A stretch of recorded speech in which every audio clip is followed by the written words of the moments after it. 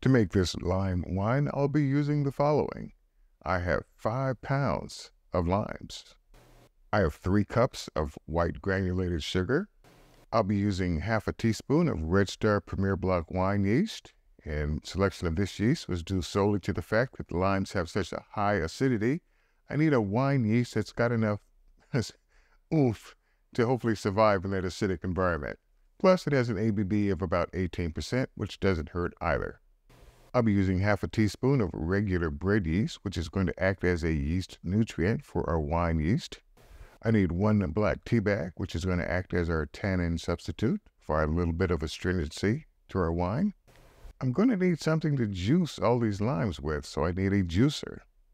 I'll need 1 gallon of clean filtered water at the ready, although we won't be using all that water. I'll need something to do primary fermentation in which case I've got a 1 gallon carboy jug demijohn, or, as it really is, 1 recycled apple juice jug. I'm going to need an airlock with bung. Airlocks are pretty cheap, guys. It's less than like $3 for an airlock, plus you'll need a bung to go with it, which is that little rubber part at the bottom, which, by the way, is a number 6 bung. We'll need a secondary carboy to finish up most of our fermentation. Going to need an 8-quart pot with good tight-fitting lid. Although optional, we need a hydrometer with testing tube. And of course, as always, we need a food-grade sanitizer, whether it's One Step or Star Sense, to make sure all of our equipment has been properly cleaned and sanitized. And this is what I'm going to be using to make this wine. Let's go ahead and let's start juicing all of these limes.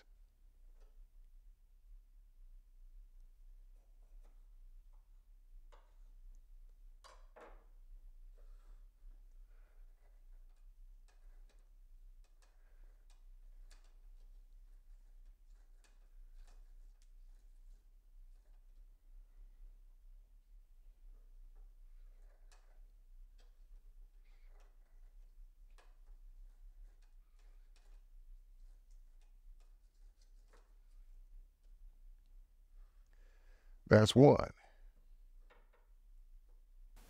All right, number 32.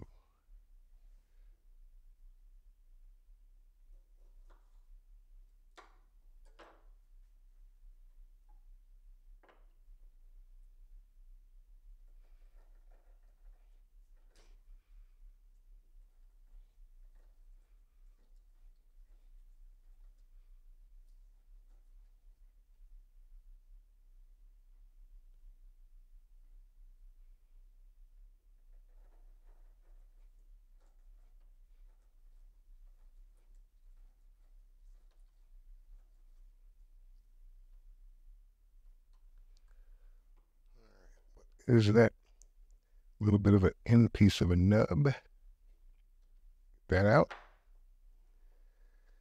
And pour that in.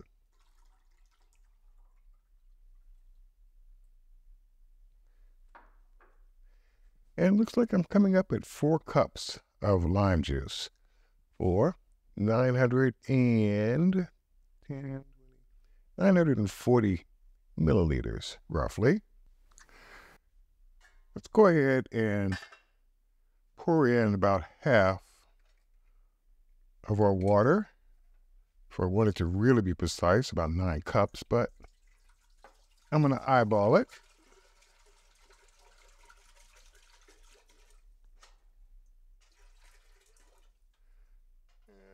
Roughly half. We'll add a little bit more later on as needed. Cap back on. We can go ahead and put our lid back on. And let's bring this up to a boil.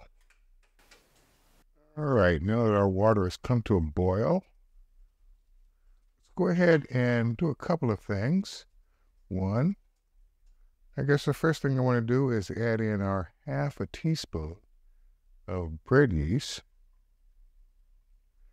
which of course again is acting as our yeast nutrient. But in order for that to be effective, the yeast cells have to be dead in order to be cannibalized by the wine's yeast later on. and the high temperature will definitely take care of that. Since the water is still nice and hot, let's go ahead and add in our sugar.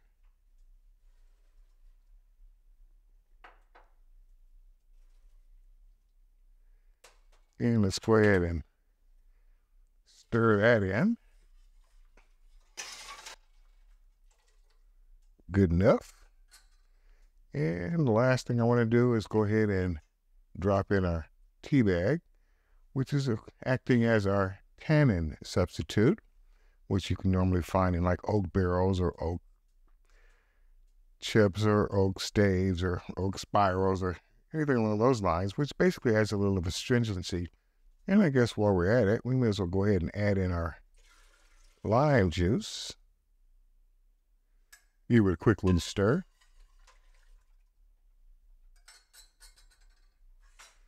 Put our lid back on. And let's let that come down to room temperature. Now that our sweetened lime juice mixture has come down to room temperature, we now need to transfer it from our pot to our carboy /jug /demijohn /recycled apple juice container. Now using a freshly sanitized measuring cup, because it's got a spout, and that's the only reason I'm using it, we could do it like this, which is effective. It gets it in there. It's a little slow, but hey, if it works, it works. Or if you just happen to have a freshly sanitized funnel, you can use that instead and speed up the process.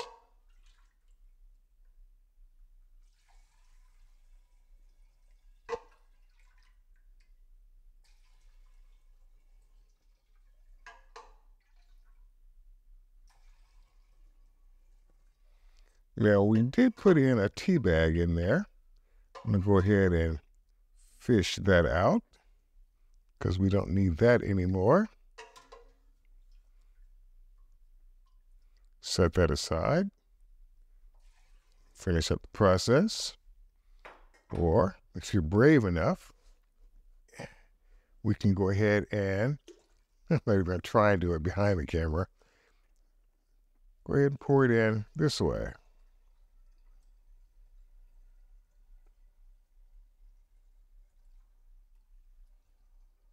Getting as much in the container as possible. All right.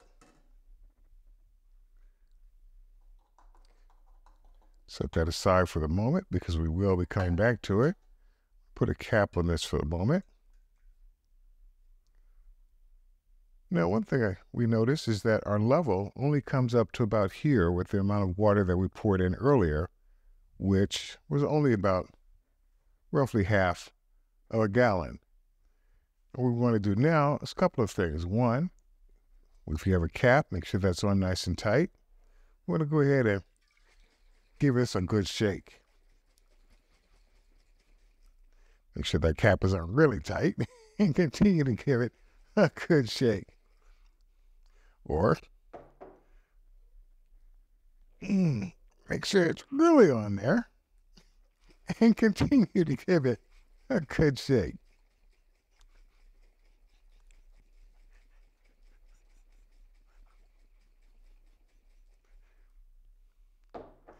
All right, loosen our cap a bit and taking some of our water and our funnel. Let's go ahead and bring that level up a bit.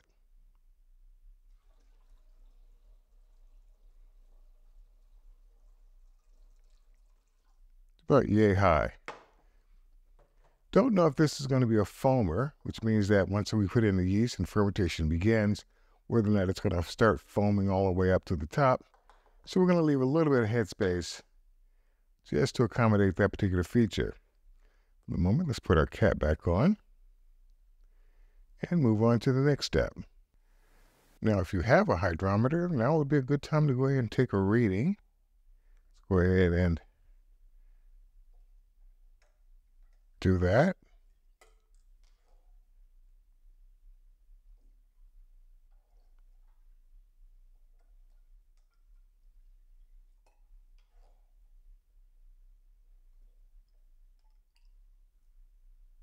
There we go.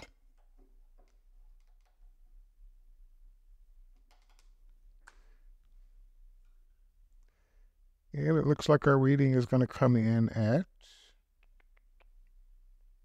get it to stop sticking to my fingers. Looks like 1.070. All right, it is now time to turn our lime juice, sweetened lime juice, into wine. And in order to do that, we need wine yeast to do it. Don't know if bread yeast is going to work. Give it a try if you want, but basically, I know this particular strain of yeast has got enough oomph to try and get the job done in its acidic environment. So let's go ahead and add that to the mix. Let's just got a cap. Go ahead and put it on and kind of give it a little swirl. Try and get things incorporated. And that was a half a teaspoon of wine yeast. All right, I've taken the opportunity to go ahead and add some liquid to our airlock. Basically, it's just a diluted star sand and some additional water. Everything has been properly sanitized. We're going to go ahead and put our airlock on.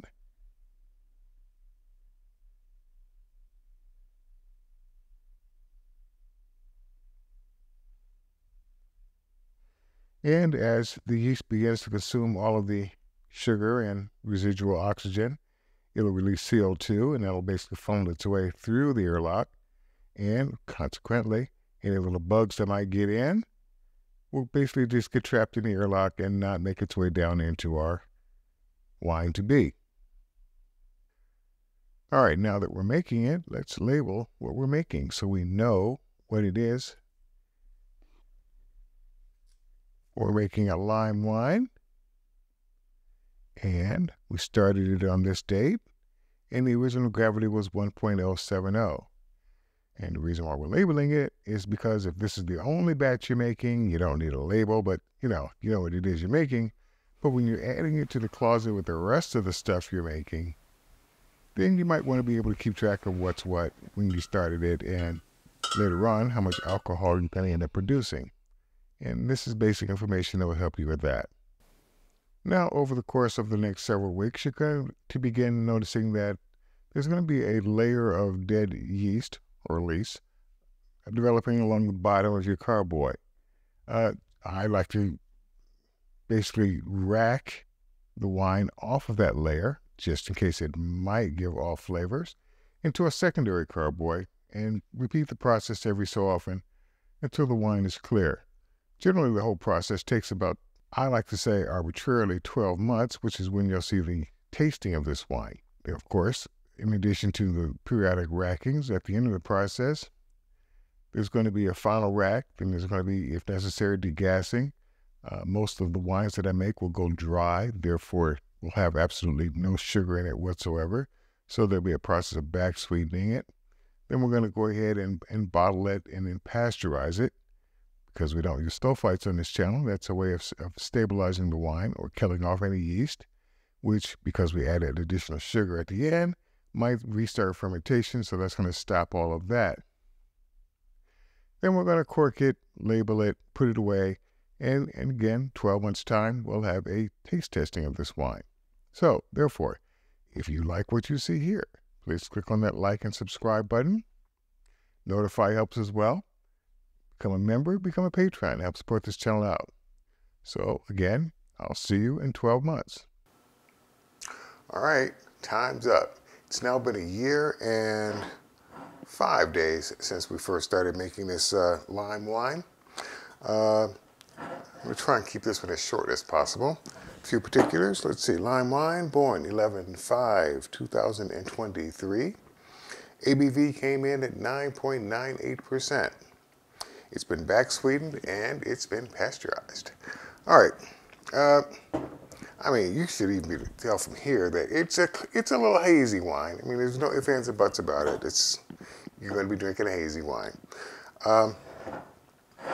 A few notes. It was bottled last week. It was labeled today, about 20 minutes ago. And we're just going to go ahead and cut to the chase.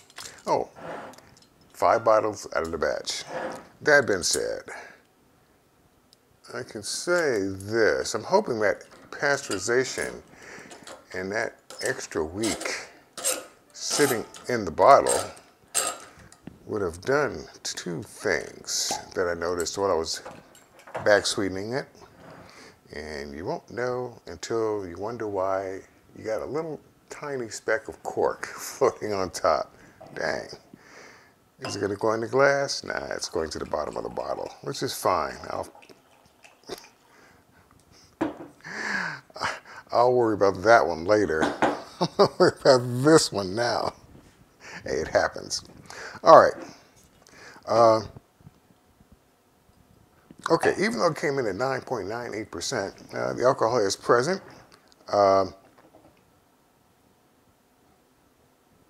You can smell the lime. I will say this, after I take this first sip, drink, gulp.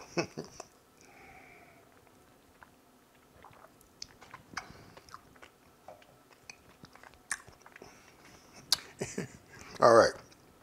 The thing that I noticed when I was back sweetening it was this. This was like last week. The lime flavor comes through clearly, okay? You can think of it as, basically it's the same thing as lemonade, except that it's made from limes. The problem that I had with back sweetening it was that I used 5 pounds of limes in the making of this wine. I can tell you right off the bat, if I have to make this wine again, I will be using 4 pounds of limes, not 5, because that lime flavor really kicks in. It's got high acidity. It's a very sharp tasting wine. And while adding the sugar, just plain table sugar is what I use to keep things simple, I found that I was having to add a lot of it. And if you're making lemonade and you realize that you put in way too much lemon juice, and no matter how much you put in your normal amount of sugar and you think it's going to taste just right, but it still has a very sharp lemon flavor. And if you keep adding sugar, you're going to end up with kind of a sharp lemon syrup. So you kind of thin it down by adding more water until you get the right balance right. Well, I couldn't add more water to this. Not after I figured the time was up and I took it out of the carboy. Besides, I didn't want to dilute the ABV because it was already coming in at less than 10%. So I left it as is, and I put in as much sugar as I could without turning it into syrup. It's sweet,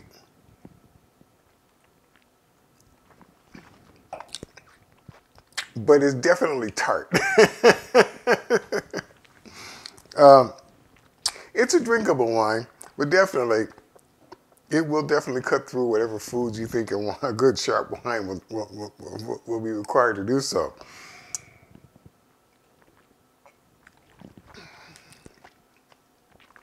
Yep, 4 pounds instead of 5. And I'm kind of wondering about that 4, but okay. That would be my adjustments to this recipe. I mean, it's not a bad wine. I mean, if you don't mind the haziness.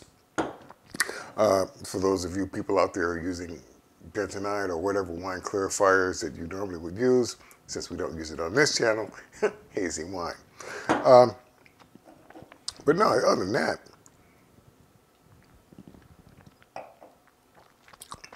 it's not bad. It will definitely stand up to ice. So if you want to drop in a big thick ice cube or cubes, whatever you got, you're going to be good to go. It's as simple as that. Yeah, it's not bad. Kind of wish the ABV would be higher, which is why I used the Red Star Premier Blanc wine yeast, thinking it would give me the extra boost. But in hindsight, I would probably go with 4 cups of sugar on the onset to help boost up the ABV level a bit more. At least put it over 10, closer to 11. But beyond that, those are the two changes that I will probably put in the description section of the video where I have the list of ingredients. The only changes being the amount of lime and the amount of sugar. But beyond that, keeping it short as possible. That's my take on making a lime wine. Definitely doable. I still need to do another lemon wine. I haven't done a lemon wine in years. Kind of miss it.